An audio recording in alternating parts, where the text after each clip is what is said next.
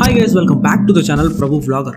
Shri Venkateswara creations. ఈ banner నుంచి వస్తున్న సినిమా అన్న ఆడియన్స్ కి ఒక నమ్మకం, కళ్ళు మూసుకుని సినిమా చూసేయచ్చు అనే ఫీలింగ్. అది ఈ బ్యానర్ కున్న బ్రాండ్ వాల్యూ. ఈ విషయాన్ని గుర్తుపెట్టుకోండి, తర్వాత మళ్ళీ మాట్లాడదాం. నర్సింగ్పల్లి అనే చిన్న ఊరిలో మధ్యతరగతి కుటుంబంలో పుట్టిన ఒక కుర్రాడు సినిమా మీద ప్యాషన్ తోటి చేస్తున్న బిజినెస్ కూడా వదిలేసి తనకిష్టమైన సినిమా ప్రపంచంలో అడుగుపెట్టి చేసిన ప్రయాణమే ఈ వీడియో. ఆ కుర్రాడి పేరు వెంకటరమణారెడ్డి అలియాస్ దిల్ రాజు. రిలేటివ్స్ తో కలిసి డిస్ట్రిబ్యూషన్ లో అన్ని విషయాలు తెలుసుకుని డిస్ట్రిబ్యూటర్ గా, తర్వాత ప్రొడ్యూసర్ గా, అండ్ ఫైనల్లీ స్టార్ ప్రొడ్యూసర్ గా ఎలా మారాడు, ప్రొడ్యూసర్ గా ఎలాంటి ఛాలెంజెస్ ఫేస్ చేశాడు, తన ఫెయిల్యూర్స్ నుంచి ఎలాంటి లెసన్స్ నేర్చుకున్నాడు, అన్నిటికీ మించి దిల్ రాజు గారికి ఎప్పటికీ గుర్తుండిపోయే దిల్ సినిమా ఎలా మొదలైంది, ఇలాంటి ఎన్నో విషయాలు ఈ వీడియోలో మనం డిస్కస్ చేద్దాం. దానికంటే ముందు వీడియోని డెఫినెట్ గా లైక్ చేయండి అండ్ ఛానల్ ని సబ్స్క్రైబ్ చేసుకుని మనకు సపోర్ట్ చేయండి. మీకు దిల్ రాజు మూవీస్ లో ఏ మూవీ అంటే బాగా ఇష్టం కింద కామెంట్స్ లో షేర్ చేయండి.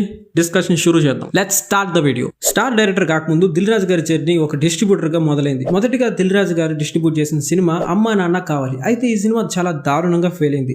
ఇక రెండవ సినిమా కూడా ఫెయిల్ అయింది. మూడవ సినిమా సౌందర్య గారి అరుంధతి సినిమాని డిస్ట్రిబ్యూట్ చేస్తే అది కూడా చాలా దారుణంగా ఫెయిల్ అయింది.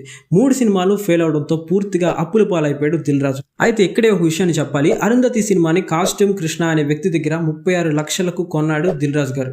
కాకపోతే 34 లక్షలు మాత్రం ఇచ్చాడు. సినిమా ఫ్లాప్ అయినా ఇవ్వాల్సిన 2 లక్షలు కాస్ట్యూమ్ కృష్ణకి ఇచ్చేసాడు దిల్ రాజు. అప్పుడే కాస్ట్యూమ్ కృష్ణ గారికి దిల్ రాజు గారి మంచితనం ఏంటో తెలిసింది. సో ఇతనికి ఏదో విధంగా సహాయం చేయాలి అని అనుకున్నాడు కాస్ట్యూమ్ కృష్ణ. అయితే అప్పట్లో కన్నడ ఇండస్ట్రీలో అనురాగ సంగమ అనే ఒక సినిమా రిలీజ్ అయింది అండ్ బ్లాక్ బాస్టర్ అయింది.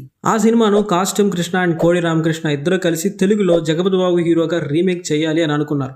అయితే దాని డిస్ట్రిబ్యూషన్ బాధ్యతలు మాత్రం కాస్ట్యూమ్ కృష్ణ గారు దిల్ రాజు గారికి ఇచ్చారు. దిల్ రాజు గారు డిస్ట్రిబ్యూషన్ అనేసరికి జగపతి బాబు గారు దిల్ రాజు చేయగలడా అన్నారంట. దానికి దిల్ రాజు గారు కొంచెం బాధపడ్డారు. తర్వాత Dil Raju working style, promotion strategies చూసిన తర్వాత జగపతి బాబు గారు సారీ కూడా చెప్పారు. అది దిల్ రాజు అంటే. ఫైనల్లీ జగపతి బాబు గారితో రీమేక్ చేసిన పెళ్లి పందిరి బ్లాక్ బస్టర్ అయింది. దిల్ రాజు గారి అప్పులన్నీ ఒక్కసారిగా తీరిపోయాయి. దిల్ రాజు గారు డిస్ట్రిబ్యూషన్ స్థాయి నుంచి ప్రొడ్యూసర్ స్థాయికి ఎదగాలి అనే ఉద్దేశంతో ప్రొడ్యూసర్ గా తన జర్నీని స్టార్ట్ చేశారు. History of Dil movie. Dil Raju గారు మొదటిసారిగా డిస్ట్రిబ్యూటర్ నుంచి ప్రొడ్యూసర్ గా మారబోతున్నారు. ఎలాంటి సినిమాతో రావాలి, ఎలాంటి కంటెంట్ చేయాలి అని ఆలోచిస్తున్నప్పుడు వివి వినాయక్ గారితో ఒక సినిమా చేద్దాం అని అనుకున్నారు దిల్ రాజు గారు. First of all V V Vinayak and Dil Raju గారు ఇద్దరు కలిసి ఒక సినిమా చేద్దాం అని అనుకున్నారు. కానీ ఆ స్టోరీ మారిపోయింది. తర్వాత దిల్ మూవీ తీశారు. అసలు ఏం జరిగింది అనేది క్లియర్ గా తెలుసుకుందాం. దిల్ రాజు గారు, వివి వినాయక్ గారు ఒక స్టోరీ అనుకున్నారు. ఆ స్టోరీని డెవలప్ చేశారు. అది ఇద్దరికి నచ్చింది. తర్వాత వాళ్ళిద్దరికి ఈ సినిమాలో ఏ హీరో అయితే బాగుంటుందని ఒక క్వశ్చన్ రైజ్ అయింది. చాలా మంది అనుకున్నారు కానీ వాళ్ళు వర్కౌట్ కాదు అని మళ్ళీ ఆగిపోయారు. సో అదే సిచ్యువేషన్ లో ఒక రోజు వివి వినాయక్ గారు, దిల్ రాజు గారు కారులో వెళ్తుండగా జే మూవీ పోస్టర్ చూశారు. వినాయక్ గారు చూడగానే నితిన్ అయితే బాగుంటుంది అని అన్నారు. దానికి దిల్ రాజు గారు ఓకే అన్నారు. And Dil Raju garu and Nithin family businesses wise friends, so ఈజీగా ఒప్పుకున్నారు. ఫైనల్లీ దిల్ రాజు, వినాయక్ అండ్ నితిన్ వీళ్ళ ముగ్గురు కాంబినేషన్ లో ఒక సినిమా అయితే స్టార్ట్ అయిపోయింది. ఒక యాక్షన్ బ్లాగ్ ని కూడా షూట్ చేశారు. కానీ వినాయక్ గారికి ఎక్కడో ఒక చిన్న అనుమానం అండ్ మైండ్ లో లెక్కలేనన్ని క్వశ్చన్స్. అసలు ఈ మూవీ వర్కౌట్ అవుతుందా? నిజానికి అప్పటికే వివి వినాయక్ గారు ఆది, చిన్నకేశవ లాంటి బ్లాక్ బాస్టర్ హిట్లతో ఫామ్ లో ఉన్నారు. సో స్టోరీ మీద డౌట్ వచ్చేసరికి సుకుమార్, వేమారెడ్డిని పిలిపించి వాళ్ళకి స్టోరీ వినిపించారు. వాళ్ళని చెప్పారంటే సార్ అంత సాటిస్ఫైయింగ్ గా లేదు అని చెప్పారు. సో వినాయక్ గారికి అర్థమైపోయింది ఇది వర్కౌట్ కాదు అని. వెంటనే దిల్ రాజు గారికి ఫోన్ చేసి వాళ్ళ ఆఫీస్ కి వెళ్లి దిల్ రాజు దగ్గర కూర్చొని సార్ ప్లీజ్ షాక్ అవ్వద్దు, ఒక లైన్ చెప్తాను వినండి, ఎలా ఉందో చెప్పండి అన్నారు. అప్పుడే వినాయక్ గారు దిల్ సినిమా స్టోరీ లైన్ చెప్పారు. దిల్ రాజు గారికి ఆ స్టోరీ లైన్ బాగా నచ్చింది. వెంటనే వినాయక్ గారు ఇప్పటివరకు చేసిన పనులన్నీ ఆపేయండి, అది కాదు మనం ఇది తీయబోతున్నాం అని చెప్పారు. దానికి మన దిల్ రాజు గారు ఓకే చెప్పారు. తర్వాత ఈ కొత్త స్టోరీ లైన్ ని అండ్ స్టోరీని సుకుమార్ అండ్ వేమారెడ్డికి వినిపిస్తే వాళ్ళు కూడా సాటిస్ఫైయింగ్ గా ఉంది సార్ అన్నారంట. అండ్ నెక్స్ట్ నితిన్ కూడా ఈ స్టోరీ బాగా నచ్చింది. ఫైనల్లీ అలా మొదలైంది దిల్ సినిమా. లైన్ రెడీగా ఉంది కానీ ప్రాపర్ గా స్క్రిప్ట్ ని రెడీ చేయడానికి అందరూ వైజాగ్ వెళ్ళాలి అనుకున్నారు. అయితే వివి వినాయక్ గారు దిల్ రాజు గారిని కూడా రమ్మన్నారు. సో దిల్ రాజు గారు కూడా వెళ్ళారు. అప్పుడే మొదటిసారి స్టోరీ డిస్కషన్ ఎలా ఉంటుందో అండ్ అనుకున్న స్క్రిప్ట్ ని ఏ విధంగా డెవలప్ చేస్తారు, ఇలా ప్రతి విషయాన్ని మొదటిసారి చూశాడు అండ్ తెలుసుకున్నాడు. ఇక్కడే అసలు స్టోరీ డెవలప్మెంట్ లో జరిగే ఈవెంట్స్ గురించి తెలుసుకున్నాడు. సరిగ్గా ఇక్కడ నుంచి దిల్ రాజు గారు స్టోరీలో ఇన్వాల్వ్ అవడం స్టార్ట్ చేశారు. ఆల్రెడీ షూట్ చేసిన ఫైట్ వేస్ట్ కాలేదు. అదే ఫైట్ ని దిల్ మూవీలో సెట్ చేశారు. దిల్ రాజు గారిలో బెస్ట్ క్వాలిటీ ఏంటంటే స్టోరీ వినగానే గుడ్డిగా సినిమా తీయడు.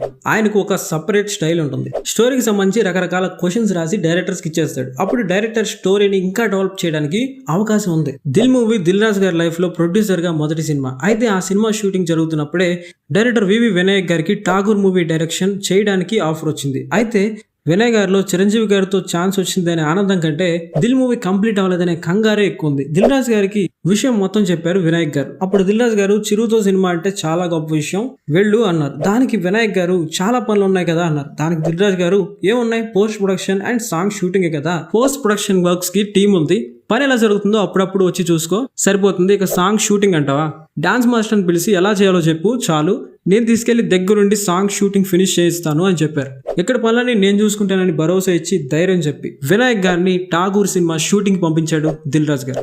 వెంటనే వినాయక్ గారు దిల్ రాజు గారిని గట్టిగా కౌగులించుకున్నారు, ఎందుకంటే అది అస్సలు ఎక్స్పెక్ట్ చేయలేదు కాబట్టి. నిజానికి స్ట్రెస్ అంతా డైరెక్టర్స్ పైనే వదిలేసి ప్రొడ్యూసర్స్ ఎక్కువగా ఉంటారు, కానీ డైరెక్టర్ స్ట్రెస్ ని కూడా తీసుకుని డైరెక్టర్ ని వేరే సినిమా పంపించడం అంటే చాలా గ్రేట్. అందుకే దిల్ రాజు గారు స్టార్ ప్రొడ్యూసర్ గా ఇప్పటి వరకు కొనసాగుతున్నారు. అయితే దిల్ రాజు గారు సాంగ్ షూటింగ్ కి టీం తీసుకుని దుబాయ్కి వెళ్లారు. సాంగ్ షూటింగ్ స్టార్ట్ అయింది. సాంగ్ షూటింగ్ లో ఒక షాట్ లో బైక్ పైన నితిన్ అన్న రావాలి, అయితే బైక్ సడన్ గా స్కిడ్ అయ్యి అన్న పడిపోయాడు అండ్ లెగ్ ఫ్రాక్చర్ కూడా అయింది. కాలు అస్సలు కదపలేకపోతున్నాడు. సో షూటింగ్ చేయడం కుదరక అందరూ హోటల్ కి తిరిగి వెళ్ళిపోయారు. అందరూ షాక్ అయిపోయారు. షూట్ చేయలేకపోతే తిరిగి వెళ్ళిపోవాలి, వేరే ఆప్షన్ లేదు. ఇక్కడ ఇంకో ప్రాబ్లం కూడా ఉంది. అదేంటంటే already Dil movie audio launch function పూర్తయిపోయింది. So release date April 4th అని ముందుగానే అనౌన్స్ చేశారు. సో ఏం చేయాలో తెలియట్లేదు. అందరిలో ఉన్న సాడ్నెస్ ఏంటంటే ఫస్ట్ సినిమాకి ఇలా జరుగుతుంది ఏంటి అని. లిటరల్లీ చెప్పాలంటే డూ ఆర్ డే సిచ్యువేషన్. ఎందుకంటే రిలీజ్ డేట్ ఫిక్స్ అయిపోయింది, నితిన్ లెగ్ ఫ్రాక్చర్ అయిపోయింది. దిల్ రాజు గారు నెక్స్ట్ డే మార్నింగ్ కొరియోగ్రాఫర్ ని పిలిచి సాంగ్ ఏం షూట్ చేసాం, ఇంకా ఏం బ్యాలెన్స్ ఉంది అనే విషయాన్ని అడిగి మిగిలిన సాంగ్ ని డిఫికల్ట్ స్టెప్స్ లేకుండా సింపుల్ గా ఉండేలా మార్చుదాం అని చెప్పారంట. మళ్ళీ రీషూట్ చేయడానికి డిసైడ్ అయ్యారు. సాంగ్స్ ని షూట్ చేసేటప్పుడు చాలా రకాల ఇబ్బందులు అయితే వచ్చాయి. నార్మల్ గా సాంగ్ షూట్ చేయడం కంటే ఇంకా డిఫికల్ట్ గా షూట్ మొదలైంది. నితిన్ కాలు ఫ్రాక్చర్ అయింది కాబట్టి షూట్ జరగాలి అంటే ముందుగా నితినే ఒప్పుకోవాలి.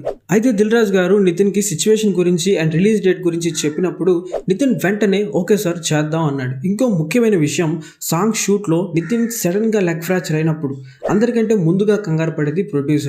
అయితే సిచ్యువేషన్ ఎంత దారుణంగా ఉన్నా సరే, ఒక పక్క రిలీజ్ డేట్ దగ్గరికి వస్తున్నా సరే ఏమాత్రం భయపడకుండా సిచ్యువేషన్ ని కూల్ గా హ్యాండిల్ చేశాడు దిల్ రాజు గారు.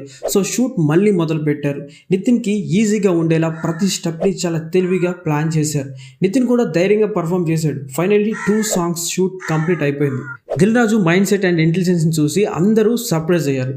దిల్ రాజు గారు చాలా గొప్ప అనడానికి రీజన్, ప్రొడ్యూసర్గా మొదటి సినిమా, దానిలోనూ నెంబర్ ఆఫ్ ఛాలెంజెస్, అయినా అదర్లేదు బెదర్లేదు ప్రతి ఛాలెంజ్ని ఎదుర్కొన్నాడు. అందుకే దిల్ రాజు గ్రేట్. ఈ ఒక్క ఛాలెంజ్ ఏనా అంటే కాదు, ఇంకో ఛాలెంజ్ వచ్చింది. మూవీ అంతా కంప్లీట్ అయిపోయింది కదా, ఇక రిలీజ్ చేద్దాం అనుకునే టైంకి ఎడిటింగ్ రూమ్ లో ఉన్నప్పుడు అసలు ఏం జరిగిందంటే దిల్ సినిమాలో ఒక పెద్ద యాక్షన్ బ్లాగ్ ని షూట్ చేశారు.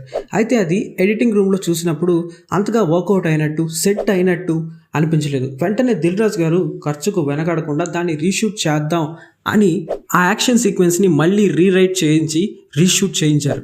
ఇక్కడ దిల్ రాజు గారికి మూవీస్ అంటే ఎంత ప్యాషన్ అనేది మనకి చాలా క్లియర్గా అర్థమవుతుంది.